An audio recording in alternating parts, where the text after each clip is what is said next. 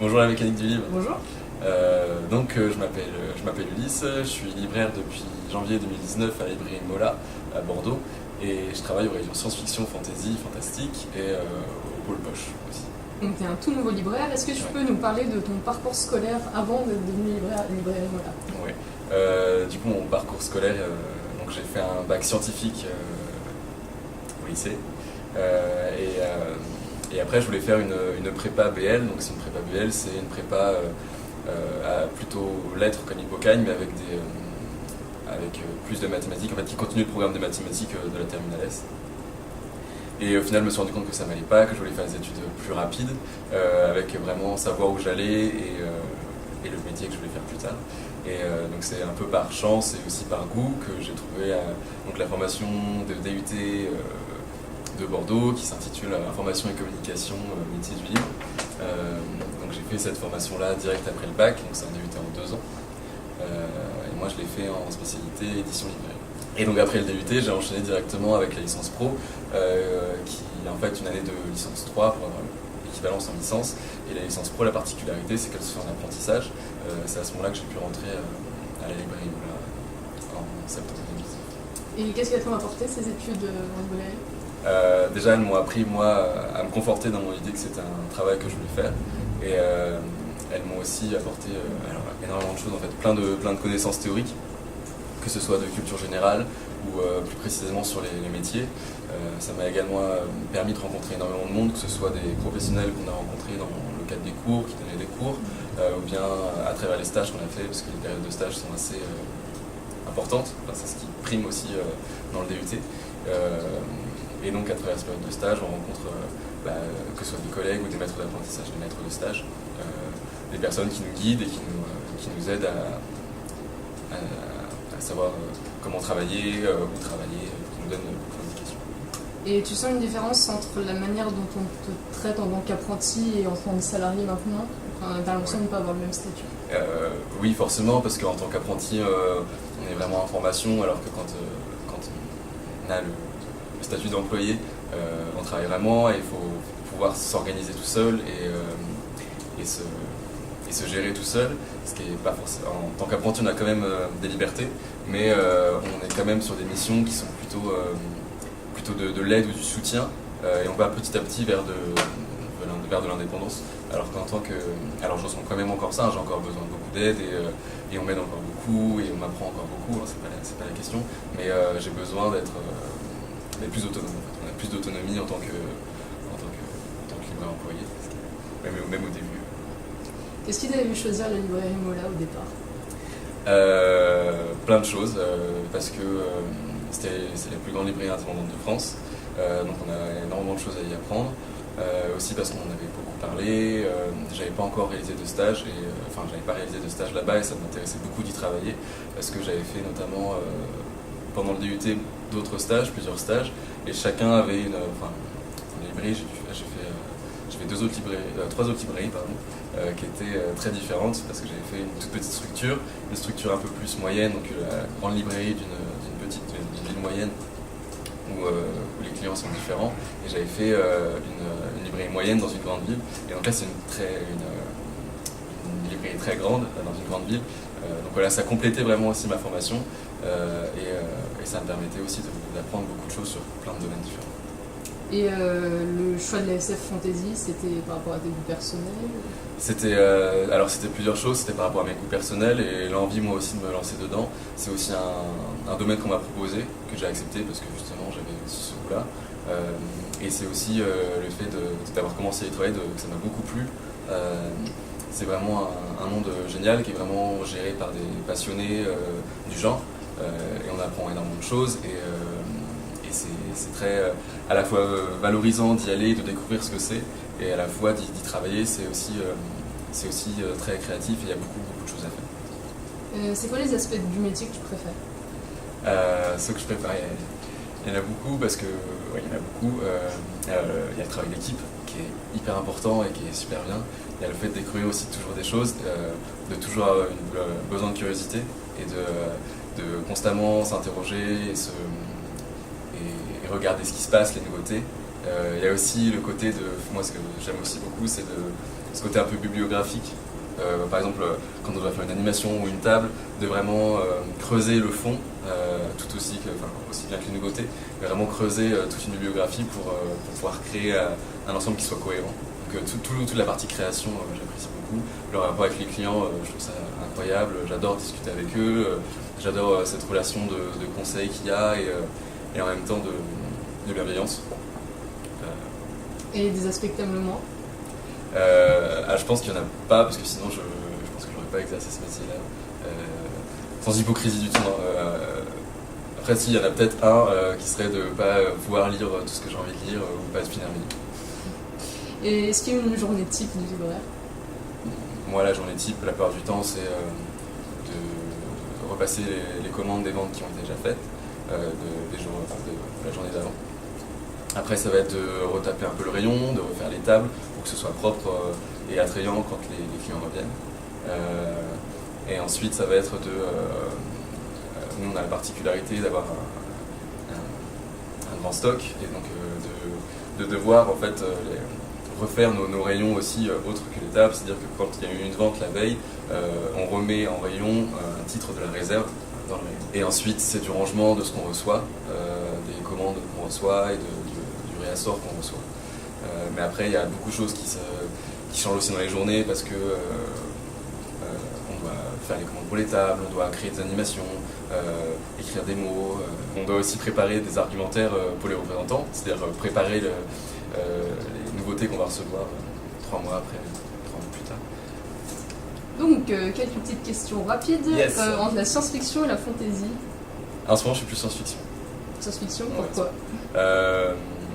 Parce que j'aime bien, en fait, j'aime beaucoup les sciences et m'interroger sur les sciences. Et en fait, j'aime bien les bouquins de science-fiction, justement, on n'est pas dans le cliché de la science-fiction et qu'on retourne aux sources de pourquoi est-ce que on apporte les sciences dans la fiction et de la relation entre les deux. C'est-à-dire que je trouve ça très bien et les ouvrages de science-fiction, de space opéra, j'adore ça.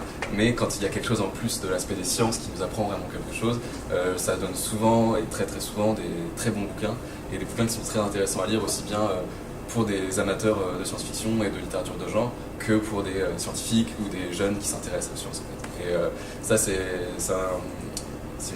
un goût que j'ai un peu développé justement en découvrant tout ça. C'est que dans la science-fiction, il y a vraiment ce goût de rappeler l'importance des sciences, et que ce soit toutes les sciences. Hein. Je ne parle pas que des sciences dures, de la physique, des mathématiques, mais des sciences du langage. Apprenti ou libraire? Je pense qu'on peut faire l'un sans faire l'autre. Je pense c'est très important de passer par l'apprentissage pour rentrer en librairie, comme première étape, pour se connaître, pour s'assurer du bon fonctionnement, de comment nous on fonctionne, comment nous on travaille, et de travailler c'est juste très important. Vente en librairie ou vente extérieure? Alors plutôt vente en librairie. Je trouve ça plus confortable pour travailler, de travailler sans fond, de travailler. Stephen King ou Maxime Chatham? Plus Stephen King, je suis en train de lire le dernier, il est incroyable aussi. Nemos ou La Talente? C'est compliqué parce que c'est deux catalogues très différents qui se complètent énormément en fait, dans le panorama de l'édition de l'imaginaire, on va dire. Non, je pense que je pourrais pas choisir non plus.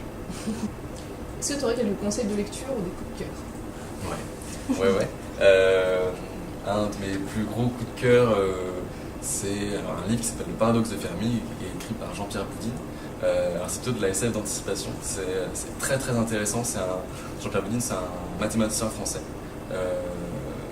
Pour l'anecdote, si vous connaissez, si vous avez eu le concours Kangourou quand vous étiez au collège, c'est l'un des créateurs du concours Kangourou. Voilà, anecdote. Et donc en fait, il raconte, il place son narrateur dans les années 2030.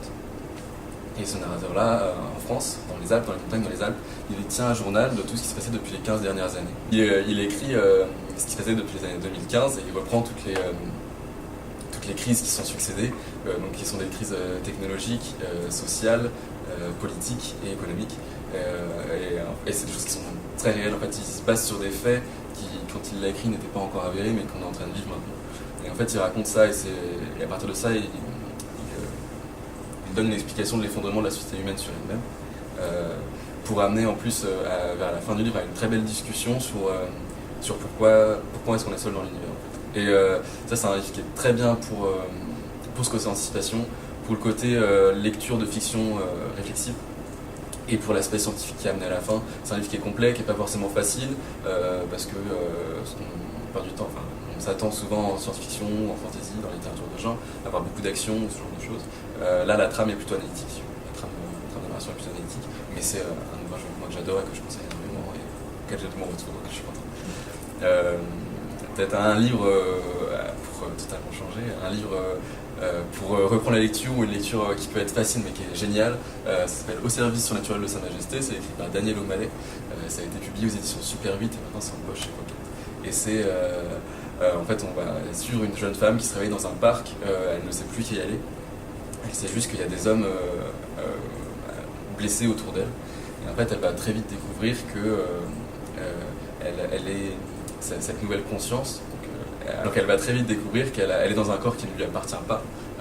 Et en fait, donc c'est comme si c'était une nouvelle naissance pour elle. Elle va très vite découvrir que le corps dans lequel elle est appartient à une jeune femme qui travaillait dans une organisation secrète, un peu style MI5 anglais, mais pour les opérations surnaturelles. Et qu'elle occupait une place très importante. Elle va découvrir qu'elle a des pouvoirs, et elle va découvrir surtout qu'en fait elle n'a pas perdu la mémoire comme ça, c'est quelqu'un qui lui voulait du mal. Et donc à la fois on va la suivre, elle, se découvrir petit à petit, découvrir qui elle était et qui elle est, et se forger de personnalité. On va la suivre dans cette intrigue de retrouver à qui elle appartient, on va la suivre aussi à se découvrir des pouvoirs. Elle découvre qu'en fait quand elle touche des gens, elle peut leur faire du mal ou leur faire du mal. Et c'est super chouette parce que c'est un personnage féminin qui est badass, on peut le dire, quoi, qui est hyper badass. C'est une écriture qui est super drôle, qui est très fluide et qui est très très agréable à lire. C'est un super moment de lecture. C'est, il me semble, 600-700 pages et en fait vous le lisez très facilement. Peut-être un dernier, plutôt de la fantasy. Ça je pense que j'aurais fait un peu tout. La fantasy, c'est mes derniers coups de cœur, ça s'appelle Le Cycle de Sif. Et donc le tome 1 c'est L'Enfant de Poussière, c'est écrit par Patrick Cadiuni, publié aux éditions Au Diable Vauvert. Et c'est super bien. C'est si vous avez aimé on va dire l'écriture de Robin Hobb et de l'Assassin Royal, on va dire que ça ressemble, mais c'est français donc c'est encore mieux. C'est donc un jeune orphelin qui a été déposé dans une cité frontalière dans sa jeunesse, donc on n'est pas ses origines. Et son histoire commence, il a 8 ans, donc au début on va le suivre dans cette cité frontalière, proche de la forêt, entre ses amis, ses allers-retours dans la ville. Et en fait petit à petit il va être pris dans les intrigues politiques de la ville, notamment parce qu'il décide d'enquêter sur la disparition d'enfants. En fait, une fois qu'il est pris dans l'intrigue, il ne pourra pas en sortir, jusqu'au moment où il va devoir quitter la ville obligatoirement. Et c'est quelque chose c'est un livre moi, qui m'a beaucoup plu parce qu'il y a vraiment plusieurs nuances dans le livre. À la fois vous avez ces intrigues politiques qui sont vues par un enfant de 8 ans mais qui sont vues avec pas mal de maturité et beaucoup de recul. En fait, si vous voulez, le roi qui avait unifié tous les royaumes est mort, et donc les intrigues politiques, c'est en fait on voit que les royaumes commencent à se refaire, les cités commencent à se refaire un peu la guerre. Donc il y a ça, il y a le fait aussi que 8 ans, on peut se dire que c'est jeune, en fait on est dans une période d'apprentissage qui est très bien, parce que rien que sur le premier tome, on suit 4 années de sa vie. Donc on a le temps de le voir évoluer, de le prendre à maturité, mais pas forcément que dans le bon sens. S'il devient aussi méchant, il se forge vraiment une personnalité propre. J'ai beaucoup aimé aussi plein de points de vue d'interculturalité, parce qu'il y a toutes ces questions de clans, de mythes, de personnes qui ont pas les mêmes origines et qui vivent ensemble. Et il y a aussi autre chose qui m'a beaucoup plu, c'est que lui il a une écriture qui est très fluide, très intelligente, qui est presque cinématographique dans ce dont il parle, les paysages dont il parle, la psychologie des personnages, c'est très bien détaillé et c'est très très fluide. Et aussi le fait qu'il inscrive en fait l'histoire de Sif dans une histoire plus grande, en fait, comme nous on dit l'histoire avec un grand H, là c'est un peu pareil. En fait. L'intrigue de son univers ne commence pas avec Sif à 8 ans. Ça commence avant. Et en fait, il fait des rappels par rapport à ça. Il fait des rappels historiques de ce qui s'est passé il y a des centaines d'années. Vraiment comment son univers a été créé. Ça, je trouve ça vraiment très bien aussi. Merci Ulysse. Merci à vous, la mécanique des livres.